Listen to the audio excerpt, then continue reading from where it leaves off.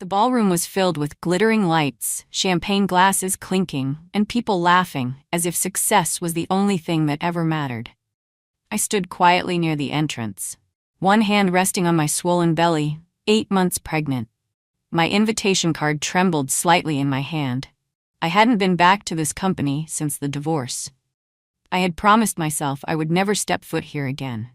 But when the old HR manager called and said, "We want to honor all founding employees tonight. You deserve to be here," something inside me whispered that I should come. The moment I walked in, every eye turned to me. Not because they remembered me, but because of my huge belly under a modest black dress. And then I saw him, standing on the grand stage holding the microphone like a king, my ex-husband Daniel. The man who once swore to love me forever, now wearing a sharp suit, smiling proudly as if betrayal had never stained his hands. Beside him, in a red gown that clung to every curve, was his new wife, Victoria. She looped her arm possessively through his, whispering something into his ear before kissing his cheek. Right there, under the spotlight. The crowd applauded. My heart broke. I froze, my breath shallow, my chest tightened until I could barely breathe. The baby inside me shifted, reminding me that I wasn't just carrying pain, I was carrying life. Daniel's eyes swept across the room, and for a second they landed on me. His smile faltered, then he quickly looked away, squeezing Victoria's hand tighter, as if to erase me from existence. The humiliation burned. Everyone saw. Everyone knew. I took a shaky step forward, determined not to crumble, but whispers followed me like shadows. "Isn't that Daniel's ex-wife? She's pregnant? But with who? How shameless of her to show up here." My throat closed. I wanted to scream, to run, but my legs felt like stone. Victoria noticed me then. Her lips curled into a smile that wasn't a smile at all. She leaned into the microphone and purred. "Tonight we celebrate not only 10 years of success but also new beginnings." Her hand brushed her flat stomach deliberately, a cruel contrast to my swollen belly. The room erupted in polite laughter. Tears blurred my vision. I turned away, gripping the back of a chair for balance. The baby kicked hard, almost as if he felt my despair. And that's when I heard a low whisper near my ear. "Don't let them fool you." I spun around. It was Mark, an old colleague, someone who had worked in finance back when I was still here. His face was serious, almost angry. "He didn't climb to that stage because of talent," Mark said quietly, his eyes darting toward Daniel. "He cut corners, stole ideas, manipulated deals, and there's proof. If you want it." My heart skipped a beat. Proof? I looked back at Daniel, my ex-husband, my betrayer, the man flaunting his new wife like a trophy. For the first time that night, my shame twisted into something else. Something sharper, hope, or maybe vengeance. I clutched my belly, whispered to the child inside me, "They think I'm weak, but they don't know. This is just the beginning." When I left Daniel 2 years ago, I thought I was leaving behind only pain. But I also left behind the company we had both helped build from scratch. The place where I once poured every ounce of my passion, where every late night and early morning had meant something. Back then, I was one of the first employees. A young woman full of ideas, eager to prove myself. Daniel was just another mid-level manager. Ambitious, yes, but no one believed he would ever rise so fast. We used to dream together, whispering plans for the future late at night in our tiny apartment. I believed him, I believed in us, but dreams don't pay for betrayal. When he met Victoria, the investor's daughter, everything changed. Suddenly, my ideas were his. My strategies appeared in his reports. He presented my projects as if they were born in his mind, not mine. And when I questioned him, when I dared to fight for credit, he whispered coldly, "Don't embarrass me, Claire. You're my wife. What's mine is yours." I stayed silent. I told myself I could live with it. Until the day I found messages, Victoria's messages, on his phone. Sweet words, secret meetings, promises of a future that did not include me. I left with nothing but a suitcase. No house, no savings, not even a proper farewell from the company I had bled for. And worst of all, I left with a broken body. After years of trying, of tears over negative tests, I had finally gotten pregnant, only to discover he had already chosen another woman. For months, I lived in a small rented room above a bakery, my salary barely enough for prenatal care. Every morning, I'd walk past women holding hands with their husbands, envy burning inside me like acid. My baby deserved better. I deserved better. And yet here I was, still standing. Tonight I didn't come to be humiliated. I came because I wanted my child to one day know. Your mother never hid from the world. Even when it hurt, she showed up. Still, when I stepped into that ballroom and saw Daniel at the peak of his glory, the wound reopened. My chest grew heavy, my throat dry. That's when another memory hit me, something I had buried. A week before I left, I had overheard a conversation late at night. Daniel was on the phone, whispering harshly, "No one can know. If she finds out, it's over." At the time, I thought he meant the affair. Now, standing in this glittering hall, Mark's words echoed in my head. He didn't climb to that stage because of talent. There's proof? Proof of what? Fraud? Theft? Something darker? I felt the baby shift inside me again, almost as if he too sensed the storm waiting to break. Maybe I wasn't here by accident. Maybe I was here to finally uncover the truth. The ballroom glowed like a palace. Golden chandeliers shimmered overhead, scattering light across crystal glasses and silver cutlery. The scent of roses and expensive perfume clung to the air, mingling with a string quartet playing softly in the corner. Guests looked immaculate, glittering gowns, tailored suits, waiters gliding with trays of champagne. And there I was, 8 months pregnant, wearing the only dress that still fit me, its fabric stretched tight across my belly. Under the crystal lights, every insecurity felt magnified. Some women I once worked with whispered behind jeweled hands. I felt their stares crawl over me. One voice, sharp and deliberate, cut through the noise. Poor thing, she thought she was invited to be honored. Look at her now. Low, cruel laughter followed. I wanted to shrink into the marble floor, but I forced myself to stay, one hand on my belly, drawing strength from the heartbeat within. At the center of the room hung a banner, celebrating 10 years of innovation and success. Beneath it stood Daniel and Victoria, radiant hosts, he the celebrated CEO, she the perfect wife in scarlet. Their smiles gleamed like polished glass, cold, untouchable. The MC's voice boomed, "Tonight we honor those who built the foundation of this company." My name was on that list. I knew it. I had the official invitation, yet when the first names were called, mine wasn't there. My stomach clenched, tighter than the baby's kick beneath my ribs. Daniel glanced at me. Our eyes locked. He smirked, then leaned to whisper something to Victoria. She laughed, tilting her head against his shoulder. Former employees filed on stage, clapping, shaking hands. My hands trembled. Would they erase me like I never existed? The MC hesitated, looked down at his list, then up at Daniel. Daniel gave the slightest shake of his head. My name was skipped. Humiliation sliced through me. Heat rushed to my face, but I refused to cry. I stepped back toward a dim corner where music drowned the gossip. I pressed my palm to my belly. "It's okay. We'll get through this." "Claire?" I turned. Hannah, once my closest friend, stood there, eyes widening at my belly, then softening. She took my hand, squeezing in silent support. "I didn't know you'd come," she said. "I hoped you would. There's something I need to tell you." My heart raced. Her tone was urgent, secretive. Before she could continue, Victoria's voice sliced through the room. "Oh, Claire, you're here." She glided toward me, gown trailing like fire. A manicured hand touched her chest in feigned surprise. "I almost didn't recognize you. You've, well, changed." Her eyes flicked to my belly, then back with a sugary smile. Laughter rippled. Daniel stood behind her, arms crossed, expression unreadable. My cheeks burned, my knees trembled. I steadied myself. Hannah leaned in, lips barely moving. "Claire, Daniel's success isn't what it seems. I can prove it." My breath caught. The thread Mark had dangled earlier tightened, proof, evidence, something darker beneath the glitter. I straightened, ignoring Victoria's smirk and the whispers closing in. For the first time that night, a flicker of strength stirred inside me. Maybe I wasn't here just to be humiliated. Maybe this was the beginning of his fall. Daniel stepped forward, his polished shoes clicking against the marble floor as he moved to stand beside Victoria. His smile was practiced, perfect, but his eyes, when they landed on me, were cold, sharp, like daggers hidden beneath silk. "Ladies and gentlemen," he said smoothly, microphone in hand, "tonight is about celebrating loyalty, hard work, and the vision that brought this company to where it is today." He paused, gaze lingering on me just long enough for the audience to follow his eyes. Whispers stirred again. "And of course," he continued, his tone dripping with irony, "we must also learn from the mistakes of the past." The room chuckled. I froze, heat crawling up my neck. Was he talking about me? Victoria pressed her body closer to his, resting her head against his shoulder as if to stake her claim. Her voice rang sweet and poisonous.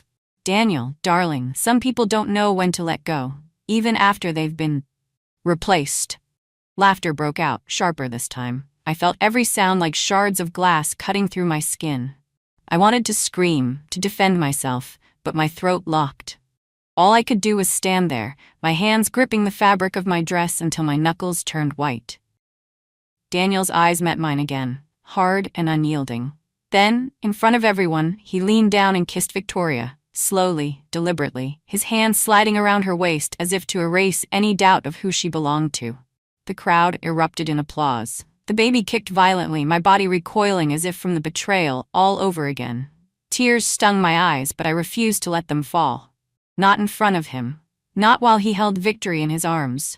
Then I heard a voice behind me, firm, steady, and low. You don't have to stand here and take this. I turned. It was Mark again, standing just a few steps away, his expression tight with restrained anger. Daniel's gaze flickered toward him, and for the briefest moment, his mask cracked. Something like fear flashed in his eyes before he quickly turned away. Be careful, Mark whispered to me, almost too quietly to hear. If he knows I've spoken to you, he'll come after me next. But remember this, his empire isn't built on vision, it's built on lies. I swallowed hard, my pulse racing. Lies. How many? How deep? Victoria's laughter rang out again, pulling me back to the stage. She raised her glass high. To the future, she declared. And then, with a deliberate glance at me, she added, to the wives who deserve their place. The crowd cheered, glasses clinked. My humiliation was complete. But deep inside, beneath the pain, something else had begun to stir. Anger. The music faded as Daniel lifted his glass once more, commanding silence. His voice flowed easily, rich with confidence, amplified by the hall's perfect acoustics. Tonight, we honor the past, but we must also embrace the future. He gestured toward Victoria, lips curving like polished steel. A future built on strength, integrity, and above all, the right partnerships. The words lodged like splinters. Before I could retreat further, Victoria's heels struck the marble floor, each step sharp as a gavel. The spotlight followed her as if the room itself conspired with her cruelty. I did not move. She stopped before me, perfume cloying, smile venom sweet. Oh, Claire, she said loudly enough for the entire hall. It must be challenging, attending tonight in your condition. Her eyes darted to my belly. The crowd murmured. Phones lifted, subtle yet deliberate. I tightened my grip on the curve of my stomach, not as a plea, but as a shield. My stance widened. For the first time, my body didn't sag under their stares. It braced, as if preparing for impact. Victoria leaned close, her voice silk over steel. You should know when a story is finished. Daniel has moved on. Perhaps it's time you did too. Then, tilting her face toward the audience, she added with a gleam. Still, one must admire her courage. To carry a child without a father, it takes a certain kind of strength. The ballroom erupted. Not in applause, but in that jagged sound of gasps, whispers, and muffled laughter. The kind of sound that strips skin from bone. But I did not stagger. Instead, I raised my chin, fixing my eyes on her painted smile. You don't speak about my child, I said, low but steady, the words pulled from someplace deeper than pride, something primal. A hush fell for a breath. Daniel's smooth voice followed, the perfect actor.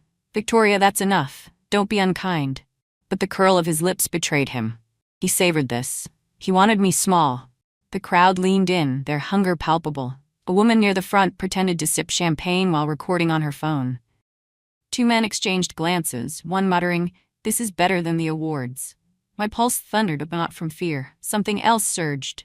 Anger sharpened into clarity. I saw Victoria not as flawless, but as brittle glass. I saw Daniel's smirk for what it was, a mask stretched thin, overwrought. Then Hannah stepped forward, breaking through the circle of eyes, her face pale but her spine straight. She touched my elbow lightly, steadying me, not as if I might collapse, but as if we both might rise. "Claire, don't listen," she said firmly. Then, softer, urgent, almost swallowed by the crowd's murmur. "And Victoria shouldn't speak of fathers. Because if the truth ever comes out..." Her voice cut itself short, eyes flicking nervously toward Daniel. I turned, my voice raw but sharp. "What truth?" She only shook her head, fingers tightening on my arm. The ballroom seemed to tilt, filled with whispers and shifting stares. Daniel's hand squeezed Victoria's shoulder, a gesture too firm to be tender. The MC fumbled his cue cards. The quartet in the corner struck the wrong note before recovering. And through it all, one phrase seared itself into me, brighter than the spotlight, heavier than every insult that had burned my skin that night. If the truth ever comes out. I wasn't prey anymore, not entirely. For the first time, I felt the faint stirrings of a hunt. The applause still echoed behind me long after the music resumed. But in my ears it wasn't music, it was static, a hollow noise that followed as Hannah guided me out of the ballroom. We pushed through the murmuring crowd. Words clung like burrs: single mother, pathetic, she should have stayed away. I did not stumble. My legs shook, but I kept moving until the lobby's chill air struck my skin. The marble floor gleamed under white lights, too bright, too clean. I leaned against the wall, hand on my belly. The baby shifted, restless, his small kicks pressing against my ribs. It wasn't weakness anymore, it was a reminder. He was there.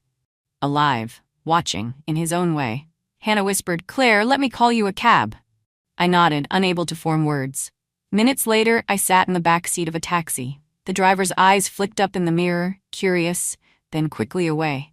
The city blurred past, neon signs, wet pavement, strangers hurrying beneath umbrellas. I rested my forehead against the cool glass, but not to hide tears. Instead, I traced the passing lights, one after another, as if they were beads on a rosary, each light a reminder. You're still here. You're still breathing. You're still carrying him. By the time I reached my apartment, exhaustion wrapped around me like lead. The stairs groaned under my weight. Inside, the silence felt alive. Refrigerator humming, pipes ticking in the walls. I sank onto the couch, shoes still on. For a moment, I stared at the ceiling fan turning lazily. Then the memories crept in, uninvited. Daniel's voice, smooth as honey, on our 5th anniversary. Success is all about timing, Claire. You stand in the right light, at the right moment, and the world applauds. Tonight, I had stood in that light, and he had erased me. His timing had devoured mine. My throat ached, but I did not collapse into sobs. Instead, I whispered to the empty room, "You thought you buried me." But I heard her, Daniel. If the truth ever comes out. The baby pressed harder against me, as if echoing my words. I placed my palm gently on the curve of my stomach. "We'll outlive this," I promised. Somehow. Time blurred. The city outside went on, sirens in the distance, laughter rising from the bakery downstairs. But in here, I was suspended, waiting. The sharp buzz of my phone on the coffee table jolted me. I blinked, reached for it. An unknown number. With hands still unsteady, I opened the message. "You deserve to know the truth. Daniel's success isn't his own. Meet me tomorrow, 10 a.m., Cafe Milano. Come alone." I read it twice, then again, until the letters seemed to sear into my vision. Not despair, not humiliation, something else took hold. Curiosity. And beneath it, a flicker of something I hadn't allowed myself to feel in months. Hope. I leaned back, phone clutched in my hand, and let the silence return. Except now, the silence no longer felt like defeat. It felt like a pause. A held breath before something new. Morning light spilled across the narrow streets as I walked toward Cafe Milano. My coat strained over my belly, but I moved with more purpose than I had in months. Every step beat a rhythm. Truth, truth, truth. The cafe's glass door jingled softly as I entered. Warm air and the scent of espresso wrapped around me. The place was half full. Students hunched over laptops, a pair of businessmen whispering, a young mother balancing a toddler on her knee. I scanned the room, tension coiled in my stomach. Who had sent the message? In the far corner, a man raised his hand. Mark, a former colleague from accounting, older now, lines carved deep into his face. "Claire," he said as I approached, voice low but urgent. "Thank you for coming." I slid into the chair opposite him. "You sent the message?" He nodded, fingers drumming nervously against his coffee cup. "I couldn't say it last night. Too many eyes, but you deserve to know." My pulse quickened. "Know what?" He glanced around, lowered his voice. "Daniel didn't build this company. At least not alone. The contracts, the patents, the early capital, they weren't his. They were stolen." The word cracked through the cafe louder than it should have. I leaned in, gripping the edge of the table. "Stolen?" Mark nodded. "From investors who trusted him. From employees who believed in him. He took credit for work that wasn't his, pushed out the people who stood in his way."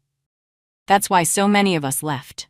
Images flashed in my mind, names missing from the honor roll, faces absent from the gala. Why tell me now? I asked. Because Hannah's right, the truth has to come out. And because, he hesitated, voice dropping further. You're tied to him more than anyone. If you speak, people will listen. I shook my head, bitterness rising. He's a CEO. I'm a pregnant divorcee. Who would listen to me? Mark slid a folder across the table. Its edges were frayed, the paper inside thick. I froze, staring at it. Proof, he said simply. Financial records, emails, copies I kept, enough to ruin him if they see daylight. My breath caught, but not in despair this time, in disbelief, in possibility. I touched the folder lightly, as if it might vanish. Why give this to me? His eyes softened. Because I watched you work harder than anyone back then, and I watched him take everything. If anyone has the right to bring him down, it's you. I sat back, the folder heavy in my lap. For the first time since the night of the gala, I felt the ground shift, not beneath me, but beneath him. The door to the cafe jingled again. Instinctively I turned. Daniel wasn't there, but paranoia pulsed hot in my veins. What if he had people watching? What if this was a trap? Mark leaned closer. Be careful. If he suspects you know, he'll come after you. Daniel protects his empire at all costs.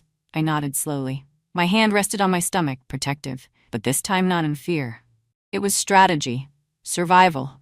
When I finally rose to leave, the folder pressed against my ribs like a secret heartbeat. I stepped back into the daylight with a single thought repeating in my mind. He erased my name last night, but soon, I'll erase his. I couldn't sleep that night. The folder Robert gave me lay open on the coffee table, pages scattered like broken glass. Numbers, contracts, signatures, all proof of Daniel's lies. But one document caught my eye, again and again. A medical invoice, hidden among the financial files. It was for fertility treatments. Expensive ones. But the date was from the time I was still married to him. My heart stopped.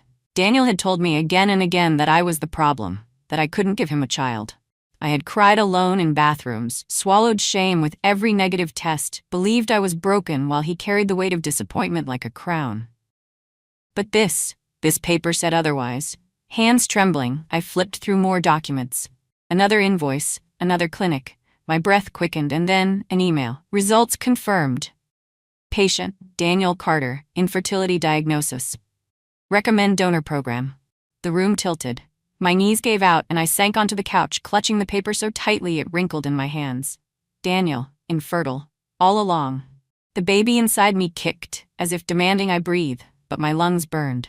All those years of humiliation, of feeling less than a woman, less than a wife, and it had been him. The lies, the manipulation, the cruelty.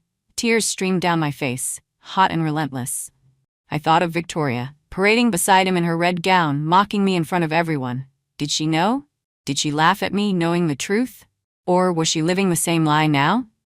The thought almost made me laugh, a bitter, broken laugh. Suddenly my phone buzzed on the table. A message from Hannah. Claire, we need to talk. It's about the baby. Please, meet me tomorrow. My heart lurched. The baby. What could she mean? I sat frozen, clutching my belly, staring at the message until the letters blurred. My baby was the one pure thing I had left. The one piece of hope in all this darkness. And now Hannah was saying there was something I didn't know? I pressed my palm against the swell of my stomach, whispering through my tears. No more lies. Not about you. I won't let them take this from us.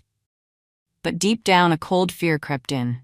If Daniel had lied about everything else, what if the truth about my baby was even more devastating? I didn't cry the next morning. For the first time in months, I woke without the weight of helplessness crushing me. Instead, there was a fire burning inside, steady and unrelenting. The folder from Robert still lay open on my table, the damning documents staring back at me.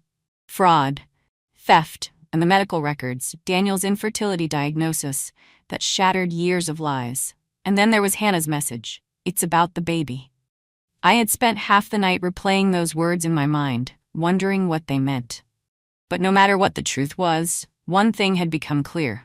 I wasn't powerless anymore. For years, Daniel had controlled the narrative. He painted me as weak, barren, irrelevant. But now I had the pieces that could destroy him. I stood before the mirror, studying my reflection. My eyes were swollen from tears, but there was something new in them. Resolve. I pulled my hair back, put on a simple but elegant dress, one that draped gracefully over my swollen belly. I wasn't hiding anymore. When I stepped into Cafe Milano again to meet Hannah, the waitress looked surprised, maybe even impressed. My back was straighter, my chin higher. I carried myself not as a victim, but as a woman with nothing left to lose. Hannah arrived a few minutes later, her face pale, her eyes darting nervously. She slid into the chair across from me, lowering her voice immediately. "Claire, you need to know the truth before it's too late." I braced myself, my hand instinctively resting on my belly. "Tell me." She swallowed hard. "The night you left Daniel, he wasn't just with Victoria. He was desperate. He knew his secret could come out. So he did something reckless." My pulse quickened. "What do you mean?" Hannah hesitated, then whispered. "He used a donor program, artificial insemination, but not with Victoria. With you. The baby you carry is his, Claire. He made sure of it." My breath caught. The room spun. I shook my head. "No, that's impossible," the doctors said. Hannah cut me off. "He used your treatments against you. He manipulated the clinic, made it look like you were the one who needed help. But the truth was, it was always him. He wanted control, even over the child you now carry." The words crashed over me like a tidal wave. The baby kicked, a sharp reminder of reality. So it was true. Daniel wasn't just my past, he was tied to my future in the most unbreakable way. For a moment, despair threatened to drag me under again. But then, something shifted. If this child carried Daniel's blood, then so be it. That didn't make him Daniel's. He was mine, and I would fight with everything I had to protect him. I looked Hannah straight in the eyes, my voice steady. "Then he has no idea what's coming, because if he thought I would stay silent forever, he's wrong." Hannah blinked, surprised at my tone. I leaned forward. "I have the documents, the proof of his fraud. And now, this truth about the baby. He built his empire on lies, but I will end it with the truth." For the first time in so long, I felt powerful. Not because I had all the answers, but because I was no longer afraid. I wasn't the woman sobbing on a couch anymore. I was the woman preparing to walk back into that ballroom and set the world on fire.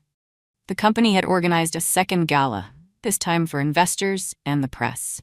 Daniel and Victoria stood once again in the spotlight, flawless in their designer outfits, smiling as if nothing in the world could touch them. But tonight, I was ready. I stepped into the hall, my head high, my belly leading the way, not as a symbol of weakness, but of strength. Every whisper that rose at my entrance only fueled the fire inside me. Daniel's smile faltered when he saw me. His eyes narrowed, the mask slipping for just a moment. He hadn't expected me to come back. Not after last time. But I didn't come alone. Mark and Robert were already in the crowd, prepared. Hannah, too, standing near the back, her phone ready to record. The MC began introductions, but before Daniel could take the microphone, I stepped forward. "Excuse me," I said, my voice clear and steady. "I have something to say." The room hushed. Daniel's voice was sharp. "Claire, this isn't the place." "Isn't it?" I cut him off, pulling the folder from my bag. My hands didn't tremble this time. "Because this is exactly the place. A company built on lies deserves to be exposed in front of the people who trusted it." Gasps rippled through the crowd. Cameras turned. I held up the documents. "Fraud, stolen projects, false contracts. You built your empire on corruption, Daniel. And here's the proof." Robert stepped forward, handing reporters copies of the evidence. Mark added his own testimony. Hannah streamed live on her phone, broadcasting every word. Daniel's face turned pale, then red. "This is slander," he barked. "None of this is true." I met his eyes, my voice cutting through the chaos. "You lied to me. You lied to them. You lied about everything, even your own infertility. For years you made me believe I was broken, but the truth is, it was you all along." The crowd erupted, voices rising in shock. Victoria gasped, her hand flying to her mouth, but I wasn't finished. "And this child," I placed my hand on my belly, my voice firm, "exists not because of your power, but in spite of it. You tried to control me, even in this, but he is mine, not yours. And one day he will know the truth, that his mother stood tall when everyone tried to break her." Cameras flashed, reporters shouted questions, investors murmured angrily. Victoria turned on Daniel, her voice shrill. "You told me she was barren. You told me." Daniel grabbed her arm, but she yanked it away. "You used me. My family's money, my name, and all this time you were hiding this?" The ballroom descended into chaos. Security moved in. Reporters swarmed. Within days, the headlines spread like wildfire. CEO exposed in fraud scandal. Love triangle turns into corporate meltdown. Investor's daughter files divorce against disgraced husband. Daniel was arrested, charged with fraud and embezzlement. His empire collapsed overnight.